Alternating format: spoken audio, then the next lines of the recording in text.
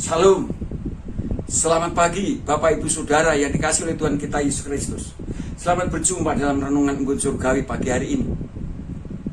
Dan juga selamat tahun baru, karena hari ini tepat tanggal 1 Januari 2021. Pada pagi hari ini saya mengajak Bapak Ibu Saudara untuk merenungkan firman Tuhan dari kitab Wahyu pasal 14 ayat 6 sampai 13. Dan saya memberikan tema renungan pagi ini adalah seruan malaikat kepada dunia dan kita sebagai orang percaya. Dan seruan ini semuanya akan dilaksanakan oleh malaikat menjelang Kristus datang ke dunia yang kedua kali. Seruan malaikat yang pertama yaitu seruan pertobatan. Mari kita lihat saudara ayat yang ke-6 dan 7 yang mengatakan, dan aku melihat seorang malaikat, yaitu Yohanes Rasul. Aku melihat seorang malaikat lain terbang di tengah-tengah langit, dan padanya ada Injil yang kekal untuk diberitakannya kepada mereka yang diam di atas bumi, dan kepada semua bangsa dan suku bangsa dan bahasa dan kaum.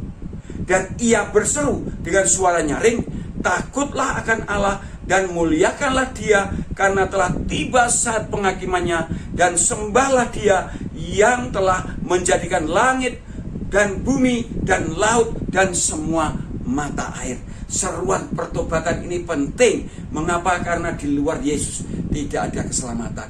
Dan seruan oleh malaikat ini kepada dunia, kepada seluruh bangsa, suku bangsa di seluruh dunia ini penting, karena kalau Injil sudah sampai ke ujung bumi, semua bangsa, suku bangsa telah mendengar Injil, Kristus baru datang yang kedua kali. Seruan yang kedua yaitu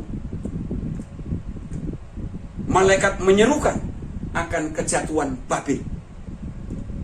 Mari kita perhatikan ayat 8. Dan seorang malaikat lain, malaikat kedua menyusul dia dan berkata, sudah rubuh Babel, kota besar itu yang telah memabukkan segala bangsa dengan anggur hawa nafsu cabulnya.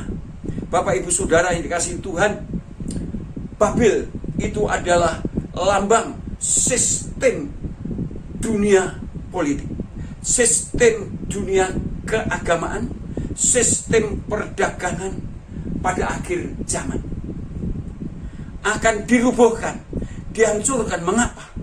Karena mereka semua tujuan hidupnya hanya untuk memuaskan hawa nafsu mereka. Para politikus, orang-orang yang mengaku orang saleh, tujuan hidupnya juga hanya untuk memuaskan hawa nafsunya. Para pedagang, pembisnis, tujuannya hanya untuk memuaskan hawa nafsunya, bukan untuk memuliakan Allah. Dan itu akan dilenyapkan oleh Allah menjelang Kristus datang kedua kali. Kemudian malaikat yang ketiga menyerukan. Apa yang diserukan? Adanya api siksaan bagi orang yang tidak mau bertobat, tidak mau percaya kepada Tuhan Yesus Kristus. Dikatakan dalam ayat yang ke-9, dan seorang malaikat lain, malaikat ketiga menyusul mereka dan berkata dengan suara nyaring, jikalau seorang menyembah binatang dan patungnya itu dan menerima tanda pada dahinya atau pada tangannya, maka ia akan minum dari anggur murka Allah yang disediakan tanpa campuran dalam cawan murkanya, dan ia akan disiksa dengan api dan belerang di depan mata malaikat-malaikat kudus dan di depan mata anak domba. Ini sungguh luar biasa saudara, yaitu malaikat kedua menyerukan api siksaan. Dan kalau kita baca ayat selanjutnya, itu siksaan yang terus-menerus siang dan malam saudara, yang dikatakan oleh Tuhan Yesus baik itu di sana hanya ada tangis dan kertak gigi karena penyiksaan yang berat itu. Itulah pentingnya pemberitaan Injil, supaya orang-orang bertobat dan tidak mendapat siksaan yang kekal itu. Kemudian malaikat ketiga itu menyerukan kepada umat Allah, orang-orang yang percaya kepada Yesus Kristus menjadi Tuhan dan Juru Selamatnya secara pribadi, supaya mereka tekun untuk melakukan perintah-perintah Tuhan dan beriman dalam Kristus. Mari kita lihat di dalam ayat 12. Yang penting di sini ialah ketekunan orang-orang kudus yang menuruti perintah Allah dan iman kepada Yesus Kristus. Yang penting saudara, dalam segala keadaan, yang penting saya dan saudara harus bertekun menuruti perintah Allah dan tetap beriman kepada Kristus, artinya tetap percaya dan mempercayakan seluruh aspek kehidupan kita, pelayanan kita kepada Yesus Kristus, dengan tetap menjadi pelaku firman Allah dalam segala keadaan seperti zaman atau situasi sekarang ini. Mengapa saudara?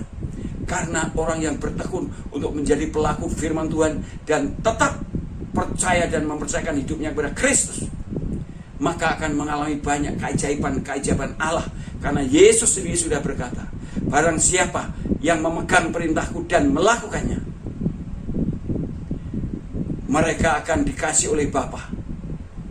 Dan juga aku akan mengasihinya, dan aku akan menyatakan diriku kepadanya. Artinya Yesus akan menyatakan keajaiban-keajaiban dalam kehidupan orang itu, baik dalam hidupnya, dalam pelayanannya. Banyak keajaiban, bagaimana Allah menolong, memberkati dalam situasi yang sebenarnya tidak mungkin menjadi mungkin. Itu sebabnya Bapak Ibu Saudara yang dikasihi Tuhan, seruan ini penting bagi saya dan saudara. Dalam situasi seperti sekarang ini, marilah kita tetap tekun melakukan perintah Allah dan tetap percaya dan mempercayakan hidup kita kepada Kristus, sehingga betul-betul kita akan mengalami penyataan Allah, keajaiban Allah yang dahsyat, yang luar biasa dalam hidup dan kehidupan saya dan saudara. Amin. Selamat pagi, selamat berkarya, Tuhan beserta kita senantiasa.